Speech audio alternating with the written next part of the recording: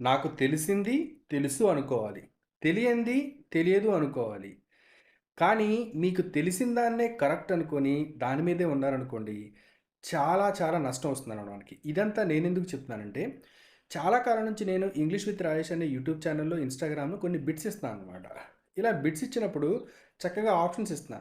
Options ఇచ్చేటప్పుడు ఎప్పుడైనా చూడండి 4 ఆప్షన్స్ ఇచ్చారు అని చెప్పంటే 4లో ఖచ్చితంగా 3 తప్పు అయ్యుంటాయి.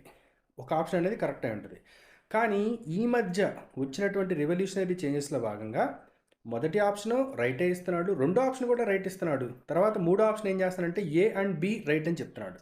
తర్వాత కొన్ని సందర్భాల్లో ఏం చెప్తున్నారంటే మొదటి ఆప్షన్, రెండో ఆప్షన్, మూడో ఆప్షన్స్ కూడా రైట్ ఇచ్చి అన్నీ కూడా కరెక్ట్ అంటున్నారు.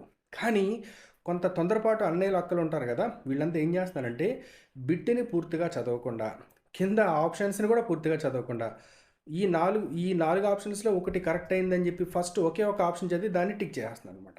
అలా చేయటం వల్ల ఏమవుతుందంటే కాంపిటేటివ్ ఎగ్జామ్స్‌కి ఎవరైతే ప్రిపేర్ అవుతున్నారో, అకాడమిక్స్ ఎవరైతే రాస్తున్నారో వాళ్ళు అనవసరంగా మార్కులు కోల్పోతున్నారనమాట. మీరు గమనించినట్లయితే డీఎస్సీ కావచ్చు, సెంట్రల్ గవర్నమెంట్ జాబ్స్ కావచ్చు, బ్యాంకింగ్ ఎగ్జామ్ కావచ్చు, ఇంకా ఇతరితర గ్రూప్స్ ఎగ్జామ్స్ కావచ్చు. అర మార్కులో, 0.25 మార్క్స్‌లో, 0.10 మార్క్స్‌లో కూడా వీళ్ళు ఉద్యోగం కోల్పోయిన సందర్భాలున్నాయి. ఆ బాధ వర్ణనాతీతం.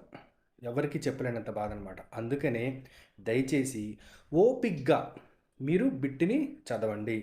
క్వెషన్‌ని చదవండి. ఆప్షన్స్ అన్నిటిని చదవండి. టాలీ చేసుకోండి. ఒక బిట్‌కి అట్‌లీస్ట్ 30 సెకన్ల నుంచి 60 సెకన్లు టైం ఇచ్చుకోండి. ఉదాహరణకి ఈ బిట్ చూసుకున్నట్లయితే చూడండి ఐ డాష్ ఏ కార్ ఉంది. I have a car. నాకు కార్ ఉంది. అదొక్కటి చదువుతున్నారు. హ్యావ్ అని అందరూ హ్యావ్ పెట్టేస్తున్నారు. దాని కింద ఉంది I have had a car. అది కూడా కరెక్టే. నాకు ఇంత క్రితం వరకు కార్ ఉంది. ఇంకో మూడో ఆప్షన్ ఉంది ఐ హ్యాడ్ ఏ కార్. గతంలో నాకు కారు ఉండేది. అది కూడా కరెక్టే. కానీ ఇక్కడ ఈ 3 ఆప్షన్స్ కరెక్ట్ అయినప్పుడు నాలుగో ఆప్షన్ ఏమి ఇచ్చాడు? ఆల్ కరెక్ట్ అని ఇచ్చాడు. దీన్ని చూజ్ చేసుకోవాలి. అర్థమవుతుందా? దయచేసి, దయచేసి అన్నయ్యలు, అక్కలు మీరు ఏ బిట్‌నైనా, ఏ క్వెషన్ అయినా ఆన్సర్ చేసేటప్పుడు క్వెషన్‌ని అర్థం చేసుకోండి. అన్ని ఆప్షన్స్‌ని చదవండి. తర్వాత మీరు కొంచెం టైం ఇచ్చి మీరు ఆన్సర్ చేయండి. చాలా బాగుంటుంది. ఇది మీకు, మీ పిల్లలకి, మీరు టీచర్స్ అయితే మీ స్టూడెంట్స్‌కి కూడా ఇదంతా చెప్పి ఇంప్లిమెంట్ చేసుకోండి. ఓకేనా? చాలా చాలా జాగ్రత్తగా ఉండాలన్నమాట. కానీ నాకు తెలిసిందే కరెక్టు, మిగతా అన్ని తప్పు అని చెప్పి అనుకోకూడదనమాట. ఎందుకంటే జమానాలో ఇచ్చినట్టు క్వెషన్ పేపర్స్ ఇప్పుడేమి ఇవ్వట్లేదు. హైలీ కాంపిటీటివ్ వరల్డ్‌లో ఉన్నాం అనమాట మనం. ఓకేనా?